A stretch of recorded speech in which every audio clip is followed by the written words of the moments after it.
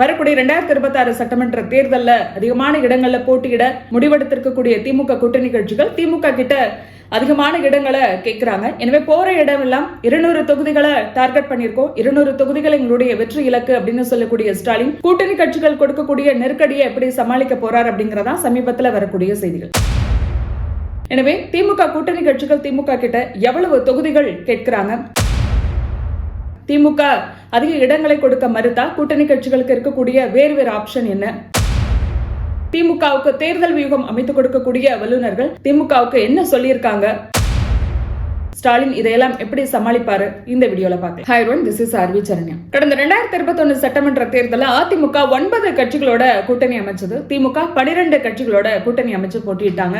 இதுல 7 கட்சிகள் உதயசூரியன் சின்னத்துல தான் போட்டியிட்டது. காங்கிரஸ்க்கு 25 தொகுதிகளை ஒதுக்கீடு பண்ணியிருந்தாங்க, மதிமுகவுக்கு 6 தொகுதிகள் கொடுத்திருந்தாங்க, விசிகாவுக்கு 6, சிபிஐக்கு 6, சிபிஎம்க்கு 6 தொகுதிகள் ஒதுக்கீடு பண்ணியிருந்தாங்க. இதுல காங்கிரஸ்க்கு 2011 63 தொகுதிகள் கொடுத்திருந்தாங்க, 2016 கொஞ்சம் குறைஞ்சது 41 தொகுதிகள் கொடுத்தாங்க, 2021 அதை விடவும் கொஞ்சம் குறைஞ்சது 25 தொகுதிகள் திமுக கொடுத்தது காங்கிரஸ். இந்த நிலையில மே மாதம் சத்தியமூர்த்தி பவன்ல ஒரு ஆலோசனை கூட்டம் நடந்திருக்கு. வழக்கமா நடக்கக்கூடிய ஒரு கூட்டம் தான்.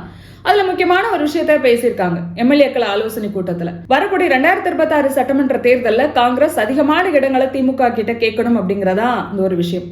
ஏன்னா 25 தொகுதிகளையே மறுபடியும் காங்கிரஸ் கேட்டு வாங்கினது அப்படின்னா திமுக அதே தொகுதிகளை ஒதுக்கீடு பண்ணா பழைய ஆட்களுக்கு தான் மறுபடியும் வாய்ப்பு கிடைக்கும், புதியவர்களுக்கு வாய்ப்பு கிடைக்காது.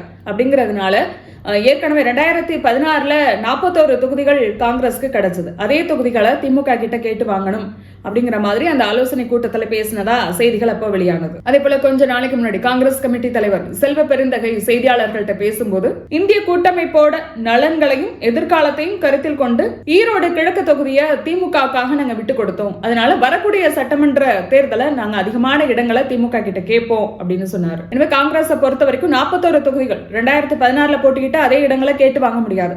ஆனா 2021 போட்டியிட்ட 25 இடங்களை விட கூடுதலா 5 இடங்களை கேட்கணும், ரவுண்டா 30 இடங்களை திமுக கிட்ட இருந்து கேட்டு வாங்கணும் அப்படிங்கிற ஆலோசனையில காங்கிரஸ் இருக்கிறதா சொல்லப்படுது. அடுத்ததா மதிமுகவுக்கு கடந்த தேர்தல்ல 6 தொகுதிகளை ஒதுக்கீடு பண்ணியிருந்தாங்க.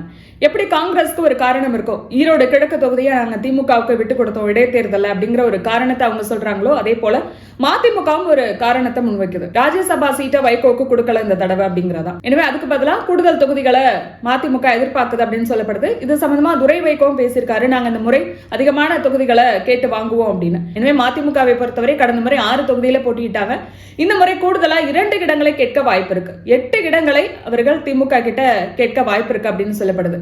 ஒருவேளை திமுக 8 இடங்களை கொடுக்க மறுத்தா அடுத்த கட்ட நடவடிக்கை பத்தி மற்ற கட்சிகள் யோசிக்குதோ இல்லையோ மதிமுக கண்டிப்பா யோசிக்கும் அப்படின்னு சொல்றாங்க.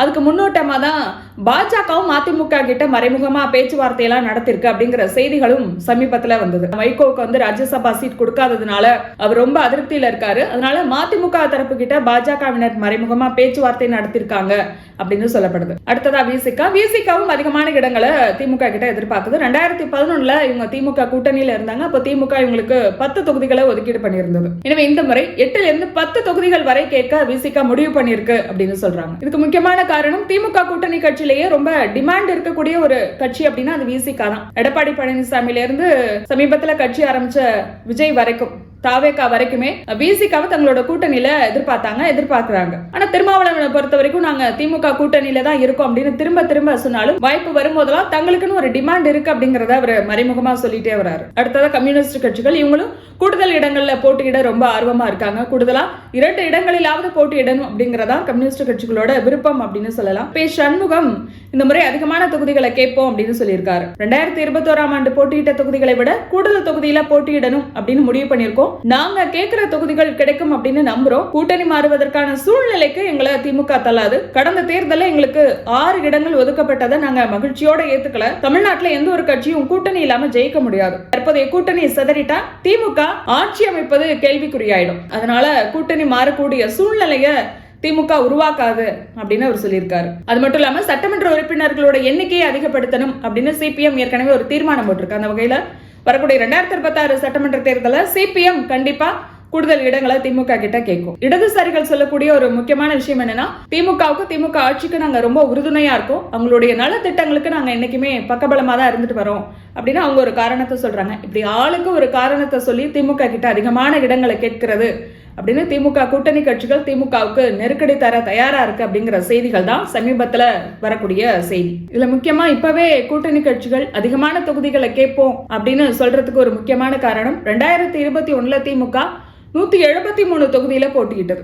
மீதம் இருக்கக்கூடிய 61 தொகுதிகளை தான் கூட்டணி கட்சிகளுக்கு பிரிச்சு கொடுத்தாங்க. அந்த 61 தொகுதியிலையும் 15 தொகுதிகளில் உதயசூரியன் சின்னத்துல தான் கூட்டணி கட்சிகள் போட்டியிட்டாங்க. எனவே உதயசூரியன் சின்னத்தோட சேர்த்து 188 தொகுதியில திமுக போட்டியிட்டது. மீதம் இருக்கக்கூடிய 46 தொகுதிகளில் தான் கூட்டணி கட்சிகள் அவங்கவுங்க சின்னத்துல போட்டியிட்டாங்க. ஆனா இந்த முறை 200 தொகுதிகள் அப்படிங்கறதா திமுக டார்கெட்டா இருக்கு. 200 தொகுதிகள்லையும் திமுக களமிறங்க முடிவு பண்ணிருக்கு அப்படின்னு சொல்றாங்க. காங்கிரஸ்க்கு போன தடவை 25 தொகுதிகள் கொடுத்திருந்தாங்க, 18 தொகுதிகள்ல அவங்க ஜெயிச்சாங்க. அதே போல விசிகாவுக்கு 6 தொகுதிகள் கொடுத்திருந்தாங்க, 4 தொகுதியில விசிகா ஜெயிச்சது. கம்யூனிஸ்ட் கட்சிகளுக்கு தலா 6 தொகுதிகள் கொடுத்திருந்தாங்க, அவங்க தலா 2 தொகுதிகளை ஜெயிச்சிருந்தாங்க. உதயசூரியன் சின்னத்துல நின்ன மதிமுகவுக்கு 6 தொகுதிகள் கொடுத்திருந்தாங்க, 4 தொகுதியில மதிமுக வின் பண்ணுச்சு. இந்த 30 தொகுதிகள் பிளஸ் திமுகவில் இப்ப புதிய கூட்டணியா மக்கள் நீதி மையம் வந்திருக்கு.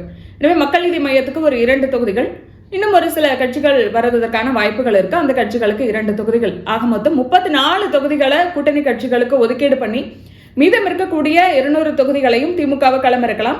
இதுல ஒரு சில கூட்டணி கட்சிகள் உதயசூரியன் சின்னத்திலையும் போட்டியிடுவாங்க அப்படிங்கறதா திமுக தலைமையோட எண்ணம். இப்படி ஒரு கால்குலேஷன்ல தான் ஸ்டாலின் மேடைக்கு மேடை 200 தொகுதிகள் அப்படிங்கறத பேசிட்டு வரார் அப்படின்னு சொல்றாங்க. எனவே வரக்கூடிய 2026 சட்டமன்ற தேர்தலில் திமுக குறைவான இடங்களை கொடுக்க திட்டமிட்டிருக்கு அப்படின்னு தெரிஞ்சதுனாலதான் முன்கூட்டியே திமுக கூட்டணி கட்சிகள் அதிகமான இடங்களை கேட்டு டிமாண்ட் பண்றாங்க அப்படிங்கிற ஒரு பார்வை இருக்கு. இந்த கூட்டணி கட்சிகளுக்கு திமுகவோட இருந்தாதான் லாபம் அப்படிங்கிறதும் இவங்களுக்கு தெரியும். ஏன்னா வேற ஆப்ஷன் இல்லை. அதிமுக பாஜக கூட்டணி அமைஞ்சிருக்கு, அந்த கூட்டணிக்கு இவங்களால போக முடியாது. அடுத்ததா இருக்கக்கூடிய ஆப்ஷன்னா அது தாவேகா தான். தாவேகாவை பொறுத்த வரைக்கும் அது ஒரு அன்டெஸ்டட் பார்ட்டி. எனவே வெறுமனே விஜய்ங்கிற பேரை வச்சும் முகத்தை வச்சும் அந்த கட்சியோட கூட்டணி சேர முடியாது. அது மட்டும் இல்ல, திமுக சேர்ந்தா சட்டமன்றத்துக்கு போகலாம் அப்படிங்கிற நம்பிக்கையை இப்ப வரைக்கும் அந்த கட்சி கொடுக்குது. எனவே கூட்டணி கட்சிகளை பொறுத்த வரைக்கும் அவங்களுக்கு 2 ஆப்ஷன் தான், அதிகமான இடங்கள் வேணுமா அல்லது சட்டமன்றத்துக்கு போகணுமா அப்படிங்கறதான். கூட்டணியால எப்படி திமுகவுக்கு லாபமோ அதே போல திமுகவால கூட்டணி கட்சிகளுக்கும் லாபம். எம்எல்ஏக்கள் கிடைச்சிருக்காங்க, எம்பிக்கள் கிடைச்சிருக்காங்க, விசிகாவுக்கு இப்பதான் மாநில அந்தஸ்து கிடைச்சிருக்கு, மாநில கட்சி அப்படிங்கிற ஒரு அங்கீகாரம் விசிகாவுக்கு கிடைச்சிருக்கு. எனவே அதையெல்லாம் அவ்வளவு எளிதா விசிகாவால இழக்க முடியாது. எனவே திமுக கொடுக்கக்கூடிய இடங்களை கண்டிப்பா கூட்டணி கட்சிகள் ஏற்றுக்கொள்வதற்கான வாய்ப்புங்கிறதா மிக மிக அதிகம்.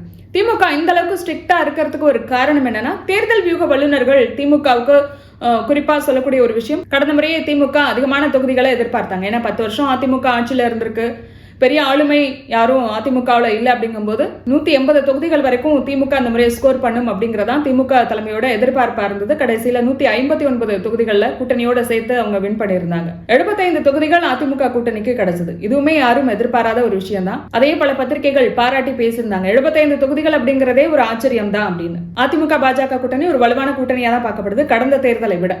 இப்ப புதுசா தாவேகா வந்திருக்கு. இப்படி பல முனை போட்டி இருக்கிறதுனால இது திமுகவுக்கு கடும் சவாலா இருக்கும் அப்படிங்கிறதுனால அதிகமான தொகுதிகளில் உதயசூரியன் சின்னத்துல வேட்பாளர்களை நிறுத்தணும் அப்படிங்கிறதா தேர்தல் வியூக வல்லுநர்கள் சொல்லியிருக்கக்கூடிய ஒரு முக்கியமான விஷயம். அதனால அதிகமான இடங்கள்ல திமுக வேட்பாளர்களை நிறுத்தணும் அப்படின்னு முடிவு பண்ணியிருக்கக்கூடிய திமுக தலைமை இடங்கள் ஒதுக்கீட்டுல இந்த அளவுக்கு கராரா இருக்காங்க அப்படின்னு சொல்லப்படுது. எனவே திமுக கூட்டணி கட்சிகள் திமுகவை மிரட்டுது உருட்டுது அப்படின்னு என்னதான் செய்திகள் வந்தாலும் கூட திமுக கொடுக்கக்கூடிய இடங்களை பெற்றுக்கொண்டு திமுகவுக்கு அதனுடைய கூட்டணி கட்சிகள் 2026 சட்டமன்ற தேர்தலில் அதிக ஒத்துழைப்பு கொடுக்கவே வாய்ப்பு இருக்கு. இதை பத்தி உங்களோட கருத்து என்ன அப்படிங்கறத கமெண்ட்ல பதிவு பண்ணுங்க. மறக்காம சப்ஸ்கிரைப் பண்ணுங்க. நாளைக்கு பேசலாம்.